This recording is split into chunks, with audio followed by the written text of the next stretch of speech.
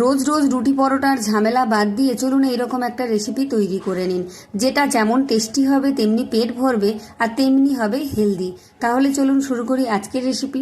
নমস্কার বন্ধুরা, কেমন আছেন সবাই? ভালো তো? পাপিয়ার ঘরোয়া চ্যানেলটিতে সকলকে জানাই স্বাগত। একদম স্কিপ না করে পুরো ভিডিও দেখুন, আশা করি আপনাদের সকলের ভালো লাগবে আর এই রকম ঝরঝরে একটা সাবুর নতুন রেসিপি বানিয়ে নিতে পারবেন। একদম না স্কিপ করে একটা লাইক দিয়ে আর হাইপ দিয়ে ভিডিওটা দেখা শুরু করুন। আমি প্রথমেই 150 গ্রাম বড় দানার সাবু নিয়েছি। দেখুন, এই রেসিপিটা কিন্তু বড় দানার সাবু দিয়েই তৈরি করতে হবে, ছোট দানার সাবুতে কিন্তু ভালো হবে না। এবার এটাকে জল দিয়ে প্রথমে একবার ভালো করে ধুয়ে নেব, তারপর আর বেশিক্ষণ ধোয়ার প্রয়োজন নেই, পরিষ্কার সাবু। তারপর জল দিয়ে ঢাকা দিয়ে রেখে দেবো এটাকে আমি 3 থেকে 4 ঘন্টা মতো। যদি আপনারা সকালে রেসিপিটা তৈরি করেন তাহলে রাতে ভিজিয়ে দেবেন, যদি সন্ধ্যেবেলায় রেসিপিটা তৈরি করেন তাহলে দুপুরবেলা ভিজিয়ে দেবেন। সাবুটা ভিজতেই যা বেশিক্ষণ সময় লাগে, রেসিপিটা তৈরি করতে কিন্তু একদম সময় লাগে না, 5 থেকে 6 মিনিটের মধ্যেই এটা তৈরি হয়ে যাবে।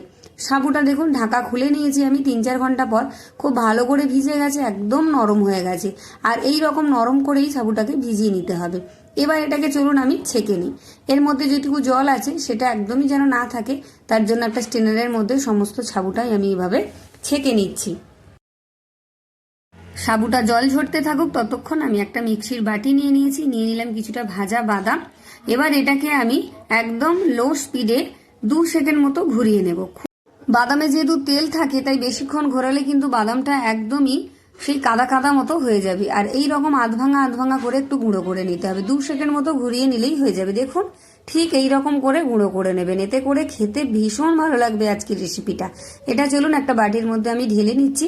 তারপর আবারও মিক্সির বাটিটা নিয়ে নিলাম, দিয়ে দিলাম 2খানা কাঁচা লঙ্কা আর কিছুটা ধনেপাতা কুচি দিয়েছি, আর দিয়ে দেবো এখানে সামান্য পরিমাণ আদা, একদম একটু আদা।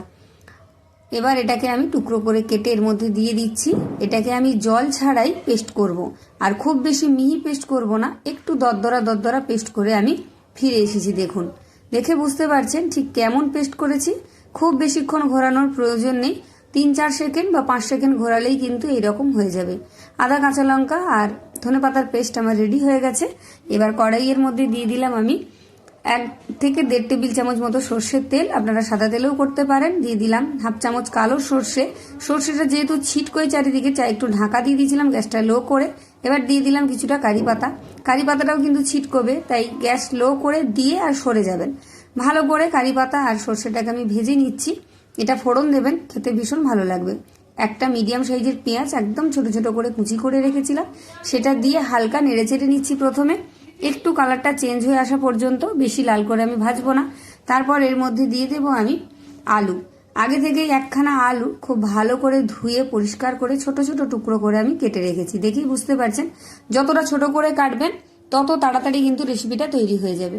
এর অর্ধেকটা দিলাম আর অর্ধেকটা আমি রেখে দিলাম। আরও একটা রেসিপি আজকে আপনাদের দেখাবো, একসাথে কিন্তু দুটো রেসিপি। ফুল ভিডিও দেখুন, তাহলেই বুঝতে পারবেন। ভালো করে আলুটা একটু নাড়াচাড়া করে নিয়েছি এখানে বিনস, কিছুটা বিনস একদম পাতলা পাতলা গোল গোল করে কুচি করে নিয়েছি। দেখুন, এরকম পাতলা পাতলা করে কেটে নেবেন, তাতে করে খুব তাড়াতাড়ি ভাজাও হয়ে যাবে আর খেতেও ভীষণ ভালো লাগবে। সামান্য পরিমাণ নুন দিয়ে দিলাম, দিয়ে আলু, বিনস, পেঁয়াজ খুব ভালো করে একটু নেড়ে চেড়ে ভেজে নেব। তারপর এটাকে আমি ঢাকা দিয়ে ভেজেও নেব আর সেদ্ধও করে নেব। গ্যাসটাকে আমি লোতে রেখে দেব। 1 মিনিট পর আমি ঢাকাটা খুলে নিয়েছি, একটু নেড়ে চেড়ে নিয়ে তারপর দেখাচ্ছি। দেখুন, আলুটা মোটামুটি সেদ্ধ হয়ে গেছে। আলুটা খুব ভালো করে একটু সময় ধরে ভাজলেই সেদ্ধ হয়ে যাবে। দেখুন, আলুটা খুব ভালো করে সেদ্ধ হয়ে গেছে, একটু নাড়াচাড়া করে নেব। এবার এর মধ্যে দিয়ে দেব আমি ধনেপাতা, কাঁচা লঙ্কার আদার মিশ্রণটা, মানে যেটা আমি দরদরা করে পেস্ট করে রেখেছিলাম। ভালো করে একটু নেড়ে চেড়ে কষিয়ে নেব। আর মিক্সির বাটি ধুয়ে সামান্য পরিমাণ একটু জল দিয়ে দেব, যাতে মশলাটা পুড়ে না যায়। আর এই সময় কিন্তু এই পেস্ট দিয়ে আলুটা ভেজে নিলে আলুর মধ্যে সমস্ত মশলার ফ্লেভারটা ঢুকবে, খেতে ভীষণ ভালো লাগবে। আপনারা একবার অবশ্যই বানাবেন, একটা সাবুর গায়ে একটা একদমই লাগবে না, খুব ঝরঝরে হবে। আর উপোসের দিনে বা নিরামিষ দিনে বানালে পেঁয়াজটা বাদ দিয়ে দেবেন, খেতে একই রকম লাগবে। ভালো করে একটু নেড়ে ছেড়ে নিচ্ছি। এবার সাবু যেটা ভিজিয়ে রেখেছিলাম সেখান থেকে আমি দিয়ে দিচ্ছি অর্ধেকের একটু বেশি আর অর্ধেকের একটু কম রেখে দিয়েছি, পরে আবারও একটা রেসিপি তৈরি করার জন্য। এবার ভালো করে আমি নাড়াচাড়া করব, গ্যাসটাকে রেখে দেবো একদম লো আছে। ততক্ষণ পর্যন্ত নাড়াচাড়া করব যতক্ষণ পর্যন্ত না সাবুটা খুব ভালো করে সেদ্ধ হয়ে যাবে আর এর কালারটা ট্রান্সপারেন্ট হয়ে আসবে। ওপর থেকে সামান্য পরিমাণ নুন দিয়ে দিলাম আর দিয়ে দিলাম 1/2 চামচ গোলমরিচের গুঁড়ো। এটা অবশ্যই দেবেন, খেতে ভীষণ ভালো লাগবে। ছোট বড় প্রত্যেকের ভীষণ পছন্দ হবে আর সবাই খুব মজা করে খাবে। ভালো করে একটুখানি ভেজে নিতে হবে লো আঁচে, যাতে সাবুগুলো পুরোপুরি সেদ্ধ হয়ে যায়, না হলে কিন্তু দাঁতের মধ্যে শক্ত শক্ত লাগবে, খেতে ভালো লাগবে না। যারা আমার চ্যানেলে নতুন আছেন, এরকম নিত্য নতুন ভিডিও দেখতে হলে অবশ্যই চ্যানেলটা সাবস্ক্রাইব করে পাশে থাকা বেল আইকনটি প্রেস করে অল করে রাখবেন। আমার ভিডিও নোটিফিকেশন সবার আগে আপনার কাছে পৌঁছে যাবে। স্বাদের ব্যালেন্সের জন্য সামান্য পরিমাণ চিনি দিয়ে দিলাম, এটা অবশ্যই দেবেন। আর যদি কম বেশি করতে চান কম বেশি করে নিতে পারেন। ভালো করে একটু মিশিয়ে নিলাম। এবার বাদামের গুঁড়োটা দিয়ে দিচ্ছি ওপর থেকে, সমস্তটাই দিয়ে দিলাম। এতে করে দেখতে মনে হবে যেন পোস্ত দেওয়া হয়েছে, কিন্তু পোস্ত না, আর খেতে দারুণ টেস্টি হবে। মুখের মধ্যে যখন গুঁড়োগুলো পড়বে তখন কেউ বুঝতেই পারবে না যেটা বাদাম দেওয়া হয়েছে, আর স্বাদটা যে কেমন হবে সেটা বানিয়ে খেলেই বুঝতে পারবেন। ওপর থেকে দিয়ে দিলাম কিছুটা ধনেপাতা কুচি। ভালো করে আবারও একটু নাড়াচাড়া করে মিশিয়ে নেব। গ্যাসটাকে কিন্তু একদম লোতে করে রেখেছি। এবার এর মধ্যে দেখুন কতটা ঝরঝরে হয়েছে, একটার গায়ে একটা কিন্তু লেগে থাকেনি। আর এটা হালকা একটু ঠান্ডা হলে আরও ঝরঝরে হয়ে যাবে। এবার এটাকে আরও একটু মুখরোচক আর চটপটা করার জন্য দিয়ে দিলাম আমি 1/2 টেবিল চামচ চাট মশলার গুঁড়ো। এটা পুরোপুরি অপশনাল, আপনারা চাইলে দিতেও পারেন, নাও দিতে পারেন। রেসিপিটা একদম তৈরি হয়ে গেছে। গ্যাস বন্ধ করে নামিয়ে নিয়েছি। দেখুন কেমন লাগলো অবশ্যই কমেন্ট করে জানিয়ে যাবেন। আর কে কোথা থেকে দেখলেন অবশ্যই জানিয়ে যাবেন। চলুন দ্বিতীয় রেসিপিটা শুরু করি। যে আলুটা আমি বাঁচিয়ে রেখেছিলাম, দেখুন সেই আলুটা আমি নিয়ে নিয়েছি। একটু ছোট বড় করে কাটা আছে আলুটা। এখানে একটা বাটির মধ্যে দিয়ে দিলাম সমস্তটাই। এবার এখানে আমি দিয়ে দেব কিছুটা কড়াইশুঁটি, 1 মুঠো মতো কড়াইশুঁটি দিয়ে দিচ্ছি, একদম টাটকা আর একদম কচি। দিয়ে দিলাম 2 চামচ মতো জল। দেখুন বাটিটা কিন্তু অনেকটাই ছোট মনে হচ্ছে, তাই আমি একটা বড় বাটি নিয়ে নিয়েছি, যাতে পেস্ট করতে একদমই কোনো কষ্ট না হয় বা অসুবিধে না হয়। এবার ঢাকা দিয়ে আমি প্রথমে একবার ঘুরিয়ে নিয়ে আসছি। প্রথমে খুব বেশি মিহি করিনি, দেখুন একটু আধবাটা মতো করে নিয়েছি। এবার যে সাবুটা আমি বাঁচিয়ে রেখেছিলাম সেটা এর মধ্যে দিয়ে দেব। সাবুটা দিয়ে এবার একদম মিহি পেস্ট তৈরি করে নেব। দেখুন আর জল দেওয়ার প্রয়োজন নেই, এটা একটু ঘন ঘনই হবে, পাতলা হয়ে গেলে ভালো হবে না। হয়ে গেছে একদম পেস্ট তৈরি, আর খুব ঝটপট তৈরি হয়ে যাবে। দুটো রেসিপি একটা ভিডিওতে আপনারা দেখে নিতে পারছেন। বানিয়ে অবশ্যই খাবেন, দেখবেন কতটা সুন্দর লাগে। এটা সম্পূর্ণ নিরামিষ। দ্বিতীয় রেসিপিটা আপনারা কিন্তু উপোসের দিনে চাইলেই বানিয়ে খেতে পারেন। একটা বাটির মধ্যে নিয়ে নিলাম আর মিক্সির বাটি ধুয়ে সামান্য পরিমাণ জল দিয়ে দিলাম। খুব বেশি জল কিন্তু এখানে দেওয়া যাবে না, আর এইরকম একটু ঘনত্বের হবে। দেখে বুঝতেই পারছেন যে কতটা ঘন ঘন হয়েছে। এই রকম একটু ঘন রাখবেন। এবার এর মধ্যে আমি দিয়ে দেব সামান্য পরিমাণ নুন, দিয়ে দিচ্ছি 1/2 চামচ আমি গোটা জিরে, আর দিয়ে দিচ্ছি 1/2 চামচের একটু কম গোটা জোয়ান, আর দিয়ে দিলাম এখানে 1/2 চামচ গোলমরিচের গুঁড়ো। এটা ঝাল বা টেস্টের জন্য আপনারা কম বেশি করে নিতে পারেন। দিয়ে দিলাম একটা কাঁচা লঙ্কা কুচি, সামান্য পরিমাণ দিয়ে দিলাম ধনেপাতা কুচি, আর এখানে দিয়ে দেব আমি 1/2 চামচ মতো গ্রেট করে রাখা আদা।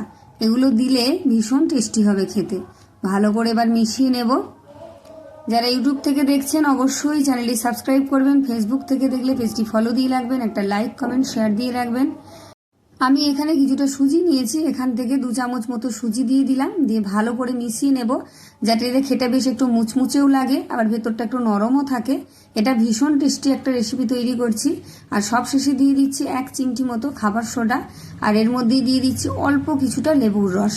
এগুলো যদি আপনারা দিতে না চান তাহলে একটু টক দই দিয়ে নিতে পারেন, বা সামান্য পরিমাণ ইনো দিয়ে দিতে হবে। তবে ইনো না দিয়ে সামান্য একটু খাবার সোডা লেবুর রস দিলেই ভালো হবে। সম্পূর্ণটা মিশিয়ে নিয়েছি, আর বেশিক্ষণ এটা রাখা যাবে না। প্যান বসিয়ে সামান্য পরিমাণ তেল দিয়ে দিলাম। তেলটা প্যানের চারিদিকে একটু ভালো করে ছড়িয়ে নিয়েছি। এবার ব্যাটারটা গুলিয়ে গুলিয়ে দিতে হবে, যতবারই দেবেন একটু গুলিয়ে দেবেন, মানে নাড়াচাড়া করে। 2 হাতা ব্যাটার দিয়ে দিলাম। খুব বেশি পাতলা করা যাবে না, একদম মোটা করে দেবেন, কারণ এটা অনেকটাই পাতলা। এটা ওলটাতে অনেকটা অসুবিধে হতে পারে খুব পাতলা করে দিলে, তাই একটু মোটা করে দেবেন। আর দেওয়ার সাথে সাথে একদম নাড়াচাড়া করবেন না। পুরোটা খুব ভালো করে শুকনো হয়ে গেলে, মানে ওপরের দিকটা শুকনো হয়ে গেলে, খুব ভালো করে সেদ্ধ হয়ে গেলে তবেই হালকা হাতে একদম উল্টে দেবেন। না হলে কিন্তু এটা পাতলা ছিঁড়ে যেতে পারে, প্রচণ্ড নরম হবে। আর সুজির কারণে ওপরটা আর ধারগুলো একদম মুচমুচে হবে, আর ভেতরটা হবে একদমই নরম। দেখুন একটা একদম তৈরি হয়ে গেছে। আর আপনাদের যদি একটু পাতলা মনে হয় বা কড়া থেকে তুলতে পারছেন না, প্যান থেকে তুলতে পারছেন না, তাহলে সামান্য পরিমাণ ময়দাও মিশিয়ে নিতে পারেন। দেখুন একটা একদম আমার তৈরি হয়ে গেছে। এইভাবে আবারও একটা দিচ্ছি। দেখতে দেখুন কতটা লোভনীয় হয়েছে, খেতেও ভীষণ সুন্দর লাগবে। যে কেউ বানাতে পারবে আর প্রত্যেকে খেতে ভালোবাসবে। আর প্রথমে রেসিপিটা যে তৈরি করেছিলাম এতক্ষণে মোটামুটি সেটা শেষ হয়ে গেছে, আর নেই, এত সুন্দর হয়েছে। এবার একটু ঢাকা দিয়ে দিলাম যাতে খুব তাড়াতাড়ি হয়। আর গ্যাসটা কিন্তু লোতে রেখে করবেন। অনেকটাই তাড়াতাড়ি হয়ে গেছে ঢাকা দিয়ে দিতে। সামান্য তেল ছড়িয়ে ভেজে নেব। খুব বেশি তেলের প্রয়োজন নেই, তবে তেল দিলে যেহেতু সুজি দিয়েছি, ভাজাটা ভালো হলে একটু মুচমুচে হবে খেতে।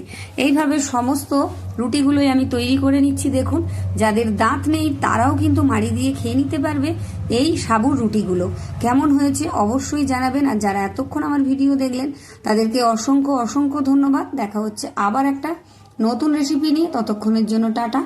সবাই ভালো থাকবেন, সুস্থ থাকবেন। আর কেমন লাগলো দুটো রেসিপি কমেন্ট করে অবশ্যই জানিয়ে যাবেন। টাটা।